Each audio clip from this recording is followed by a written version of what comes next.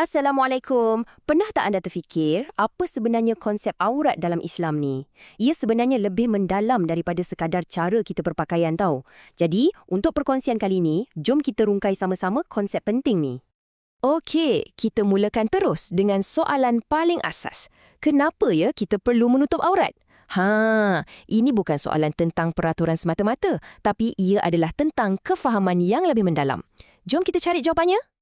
Untuk menjawab soalan tadi, kita kena faham dulu kenapa ia penting dan yang paling utama, statusnya sebagai satu kewajipan dalam Islam.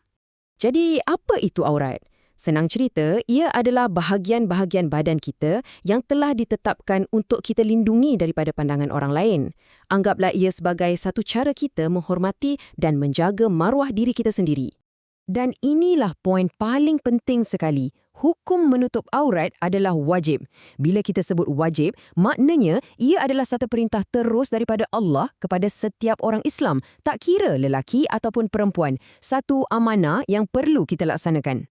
Bila ada sesuatu yang wajib, mestilah ada akibatnya kalau kita abaikan kan? Dalam Islam, jika kita tidak menutup aurat, ia akan membawa kepada dosa dan boleh mengundang kemurkaan Allah.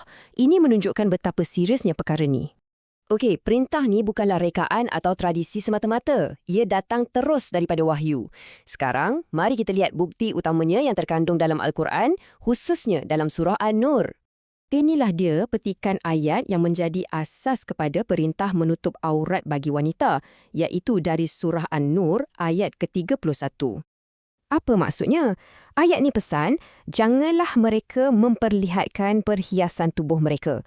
Para ulama jelaskan, perhiasan di sini bukan cuma barang kemas, tapi termasuklah anggota badan yang menjadi aurat. Tapi ada pengecualian untuk yang zahir daripadanya. Apa tu? Nanti kita tengok.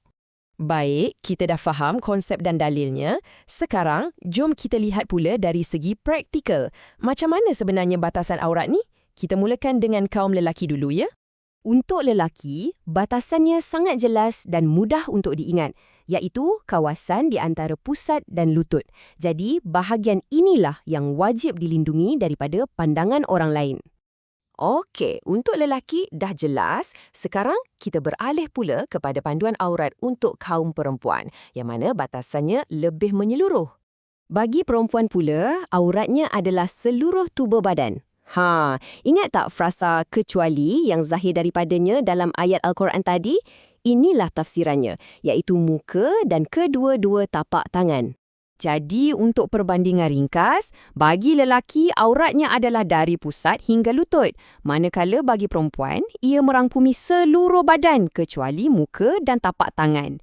Dua panduan yang berbeza, tapi sama-sama penting untuk kita fahami. Okey, kita dah hampir sampai ke penghujung perkongsian kita. Sebelum kita tamat, jom kita buat satu rumusan ringkas tentang apa yang dah kita bincangkan. Jadi, ada 3 perkara utama yang kita perlu pegang. Pertama, hukumnya adalah wajib. Kedua, perintah ni ada bukti yang jelas dalam Al-Quran. Dan ketiga, ada batasan aurat yang khusus untuk lelaki dan perempuan. 3 perkara ni adalah teras kepada konsep aurat. Sebagai penutup, persoalan ini saya pulangkan kepada kita semua.